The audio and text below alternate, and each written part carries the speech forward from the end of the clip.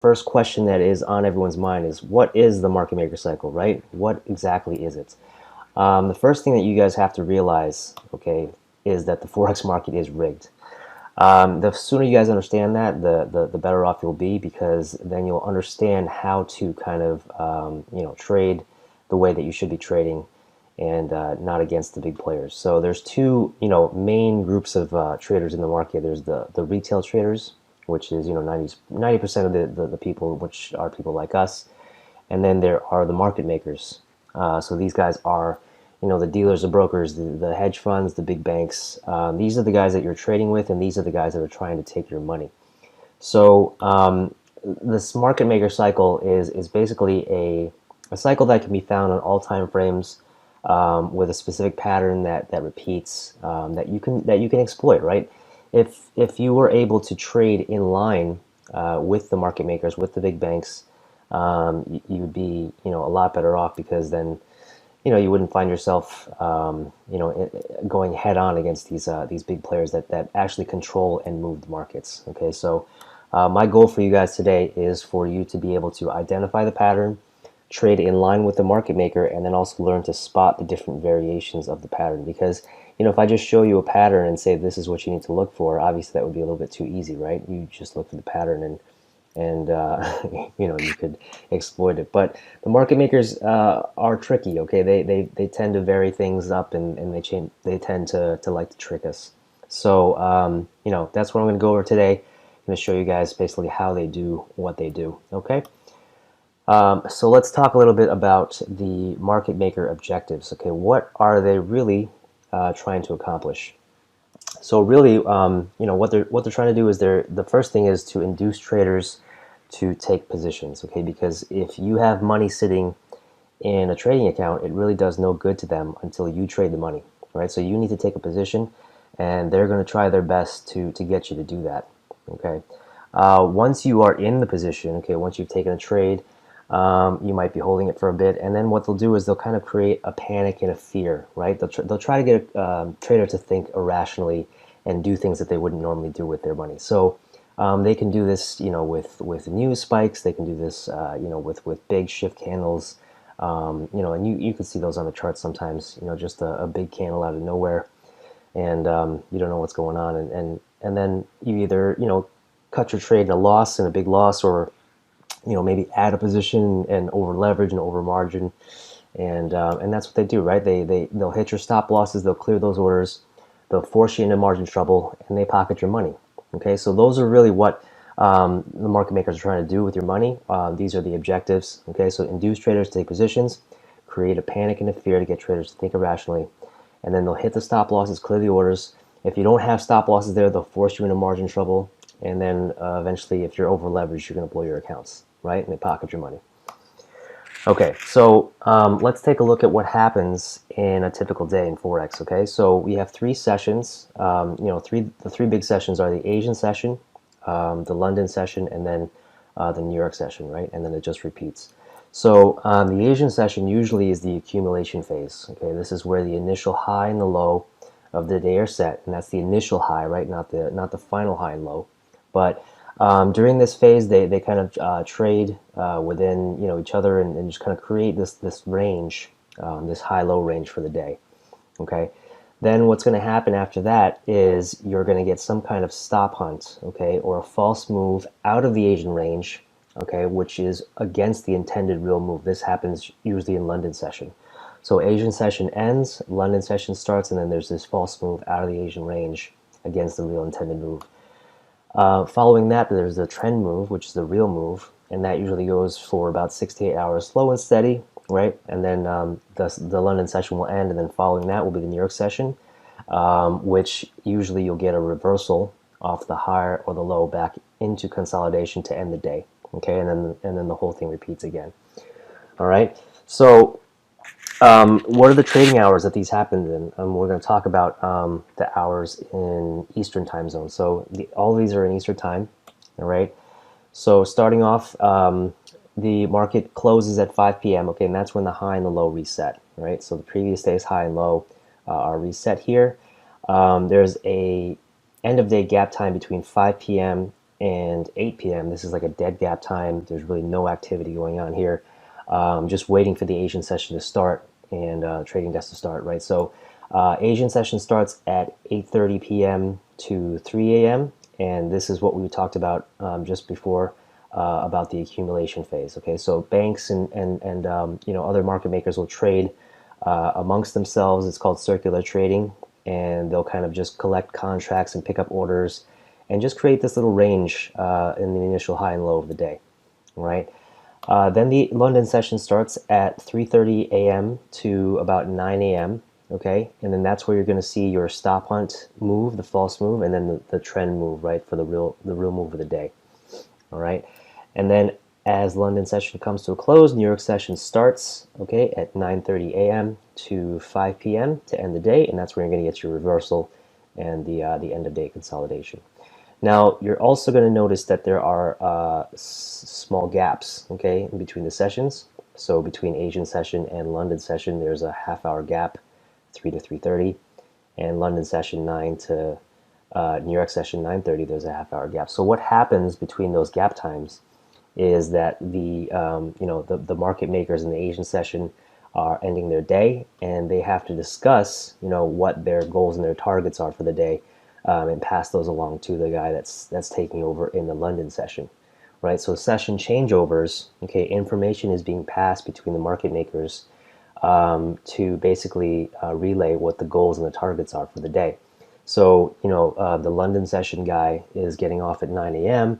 and he may pass on to the New York session guy saying like, okay, so to end the day, we need to collect another $500 or $500 million in contracts in the euro pair or the pound pairs, and that information will be relayed to the New York session guy, and then he'll have his targets for the day. So that's where those gaps come in, just in case you were wondering. All right, and if you guys are taking trades and you're doing your chart analysis and things like that, you really want to be looking to take the trades during London session open and New York session open. Those are really the only two times you should be looking for opportunities and setups, because those are when the markets are gonna move, and that's when the setups happen. Okay, so take particular special attention to those times and trade only those times. That's my recommendation. So let's take a look at how this looks on an actual chart. Okay, so this is the pound yen GBP JPY. All right, and this was actually last Thursday. All right, so you can see here the blue box on the screen represents the Asian phase, or the Asian range, excuse me, and the red box represents the New York session. So, and then right in between is the London session. So you can see in the blue box area, that's the accumulation phase in the Asian session, and they're just kind of setting the high and the low, trading in a small range amongst themselves, and it creates this box, right? And once the Asian session ends, you're going to get the false move, like I said, the stop hunt. Okay, what they do is they break out of the Asian box. Okay, they move pretty quickly, as you can see, down to the low there, and that's a stop hunt, right? That's the false move against the real intended move, which you can see happens right afterwards. Okay, and then they shoot right up. It's a pretty big candle, right? Into the New York session. Okay, which brings the reversal. Okay, and then we're back into consolidation. All right, so that's a typical typical forex day, and you can see the three different sessions there pretty clearly. Okay, so the phases of the market maker cycle, basically what I had explained earlier with the objectives, right? How do they do it through the cycle? Okay, because the cycle is really how they accomplish their objectives. So they induce, they trap, and they shift. Okay, let me go over those quickly. So the three levels of rise or drop is the inducement phase. Okay, so you'll see on a chart that generally they like to rise 3 levels before they make the shift, or drop 3 levels. Okay, and you'll see that the number 3 plays a very big role in the charts. Okay, lots of things come in threes. Psychologically, we just kind of gravitate to the number 3. And the market maker uses that against us, okay, because you'll see that on the third level is where they trap us, okay? So once they induce you into the trade after the 3 levels of rise or the drop, getting you to think that the market is going to continue in that direction. You're going to see the trap happen, which is an M or a W formation, and usually at the high or the low of the day. Okay, and they trap you at that level, and then they'll take it away from you. Okay, then they'll shift. They'll reverse back to the range, and then go into consolidation, and leave you stuck in that trade. Okay, so induce, trap, shift. All right, so let's go back to our chart again. I'm going to show you exactly what that looks like on this chart. So back to the GBP JPY. You can see in the Asian range, okay, the blue box, we have 3 pushes down, all right, to induce the traders to go short. That's our false move out of the Asian session, right? If you see that on a chart, if you're unknowing trader, a retail trader learning all the technicals, all the books and things like that, when they tell you that a trade is breaking out like that, you're taught to go short, right? Continue the trend, and take that short. What happens is after the third push, you can see that they issue a nice set of railroad tracks there, which is that long red candle followed by the long green candle. Okay, so they went down to the low. They trapped the traders that were going short. Okay, then they basically pulled back immediately. Okay, so all the traders that were taking that short down there are now trapped and stuck in a drawdown. Okay, then what they do is they'll hit it again, right? They'll come back down to the low, but they won't actually come back to the low and take it out, because if that happens, what they do is they'll release the people that had their stop losses at break even down there, right? So they don't want to release that volume. They don't want to let those traders go that had their shorts down there to get out at break even, right? Or get out with a small loss there. They want them to keep them in that drawdown. So what they'll do is, you see those 3 kind of doji candles there. They just kind of hang around at that level, and that accomplishes 2 things. Number 1, it keeps those people there, right, in those trades, thinking that this trade will continue to go down and get them out. And it also induces more people to go short, because they're holding that level and they're hanging around down at the bottom there and making people think that this is going to go down, right? But then you can see right afterwards is a nice big green shift candle out of the zone, okay, trapping the sellers down there, making the W, as you can see, and then coming right back out, and they got the hell out of there, right? So it's a really bad situation that you're in if you took that short. If you didn't have stop losses there that got taken out, then you are in a big drawdown right now. And if your account is over leveraged, you probably blew your account. All right. So then they go back up into the New York session. We have our end of day reversal. So you can see the reversal there, and then back into consolidation. Right. So actually, on the flip side, when you're going into the New York session, this is also inducing traders to go long, right? So you can see those big candles going up, getting people to think that this is going to keep going up and going long, but then what they do is they reverse back, and then they go into consolidation and trap those traders long as well. So it's twofold, this move, right? They trap the traders short, and they trap the traders long going up, so at the high and the low of the day. So you really got to pay attention to the highs and the lows of the day, okay, and then look for the traps and the formations and the candlestick patterns at those times. All right. So taking a look at the market maker cycle on a weekly scale, okay. So if you kind of zoom out and look at this on like an H1 chart, you can kind of see that the market maker cycle looks kind of like this, okay. So this is really the pattern that you are looking for. All right, you're going to have some kind of peak formation. Then you're going to have the M at the top, and then 3 levels of drop, right? Followed by the peak formation low, which will form a W, and then on the flip side, obviously it's just going to look the same the other way, right? So the peak formation low at the W, 3 levels of rise, followed by the peak formation M at the top, and then down. Okay, now this is not going to look like this, perfectly like this every single time, but there's going to be variations, and there's times where it's going to look pretty close to this. Okay, so let's take a look at on the real charts again. Okay, this was USD JPY just a couple weeks ago, and you can see clear market maker cycles on this chart right here. And so you can see it's there's on the left here there's a peak formation M. three levels of drop, okay, down into the low of the week, into a W, followed by three levels of rise, and then a peak formation M, and then reversal into consolidation, right? So the cycle is there, and if you look on the charts and you take a look on a few different pairs, you'll see the cycle there. You just have to learn to recognize the pattern. So you can see it pretty clear here on the USD/JPY, right? So in contrast, this is what the retail trader sees, right? The retail trend is seen by the herd simply as a rising channel that will keep rising, okay? But with the market maker cycle, we know better. The market maker trend starts once the M on the top locks and the count starts to run lower, right? So, but if you're a retail trader and you're learning the technicals and you're reading the trading books, they teach you to trade these breakouts. Once they pass the resistance or once they bust through the support, you're taught to take the breakouts and continue the trend, right? Trade with the trend.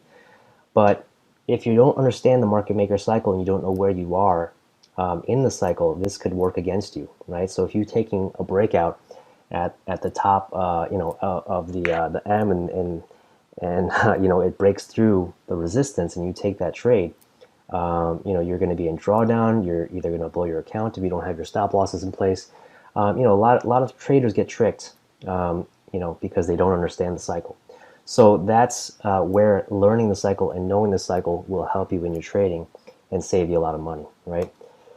So when you're looking for trade setups, okay, there's a couple criteria, right? Once you have identified where you are in the cycle, you can drop down to a lower time frame and find a trade setup or an entry, okay?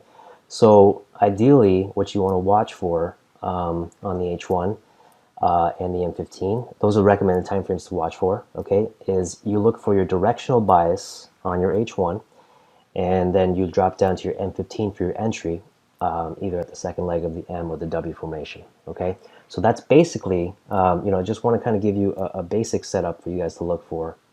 Obviously, there's more detailed and more advanced setups to take once you learn the cycle and the nuances. But for now, this is what we're going to look at. Okay, so this is your benchmark. This is really what you're looking for, right? You're looking for a super clear market maker cycle. And then you're looking for that cycle, that pattern to appear on the M15 as well, okay? So you can see the Asian box, the blue box there, and then you're going to get, the move out of the box, and you're going to get your M or your W, okay? Second leg of the high or low of the day, all right? That's the typical setup that you're looking for. Okay, so as an example, let's take a look at a live chart example here. You can see this is USD CAD, and we have the H1 chart on the left-hand side. With the market maker picture there transposed, you can see that the cycle, we had a full cycle completed, okay, and now it's reversing and it's doing the second cycle on the way up. All right, now if you kind of like transpose that over to the M15, look in correlation to the M15 chart, okay, where that W is occurring. On the M15, you have the Asian range, the move outside of the Asian box, the false move out of the box, which forms a W at the low of the day, okay? And then you can see that the W continues up and does the three pushes up before it reverses in New York session back down into the range and consolidation. Okay, so if you understand the market maker cycle and you understand what to look for in your setups, you can catch these moves and make some nice pips. This trade here was, looks like a little bit over maybe 60, 70 pips that you could have caught on this move, just for understanding the cycle and knowing when to enter the trade, right? And looking for the signs. Okay, so now you got to learn to recognize the variations, because like I said, it would be too easy if I just showed you this pattern and say, this is what you need to look for, and then you just look for that, right? Because obviously the market makers have to switch things up, okay? They can't just make it easy like that and let you exploit them and run them over. So they know that, right? They know that they have to change things up. So you got to also recognize that they will also change things up. And they'll change things up by changing the times. It might not always be out of the Asian box. It might not always be at the start of London session or New York session, right? They'll change it, they'll shift it. They'll test your patience, right? They'll hold the level for longer than you think, right? They'll do a lot of things to kind of trip you up. But as long as you know where you are in the cycle, as long as you understand the big picture and what's going on, okay, you can kind of figure out, their moves and predict what they're going to do. Okay, so there are a couple variations of the pattern I'm going to show you. Okay, and there's generally three types. So the first type that we talked about, okay, is really the type 1 pattern, which is the move out of the Asian box. You're going to look for the second leg, at the high or low of the day. The second type is where they don't move out of the Asian box. They kind of just stay at the top of the range of the box. Okay, and then that's also a similar move, but they don't go out of the Asian box to make that stop on that false move. All right. Then there's a third type where they'll kind of stay in the middle of the range of the Asian box. Okay, and then you look for the second leg there, and it'll continue down. And obviously, conversely, there are also buys that correlate with the same type of behavior. Okay, so the first type, stop hunt, false move out of the Asian box to the low, second leg W, and take it up. Type 2, out down to the bottom of the box, the range. Okay, and then the third type is in the middle of the box. All right, so I'm going over these pretty quickly, and obviously in other videos later on, I will be kind of going into more in depth so that we can take a look at these different variations. But I'm going to show you a couple examples right now on the live charts, so that you guys kind of have an idea. All right, so this is a type 1 example. Okay, this actually happened last Friday on Euro Odd. Okay, so you can take a look at the H1 chart on the left here. We have an M that has formed, okay, on the H1. So our bias here is that we're looking for reasons to go short, right? We're looking for short trades to take here. So we jump down to our M15 chart, and we can see out of the Asian box, it has done that false move at the top there. And what's nice here is you can see a couple wicks, right? If you see those really long wicks there, that's a sure sign that the market maker is inducing traders to go long at that point. But then they took it away, right? Then they snatched it away. They came back down, and you can see the second leg of the M right there at the start of the Asian session, or the London session, and then they just went straight down and away, right? So you would have been, if you were able to catch that on the second leg, you would have been instant profit.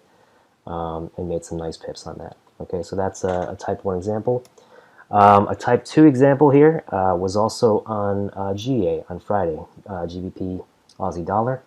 Okay, same thing. H1 cycle, we're looking for shorts here. We got a short bias, so we jump down to our M15. Take a look at the setup. Right out of the Asian box, you can see here that it moves right to the middle of the range, okay, and then shifts down.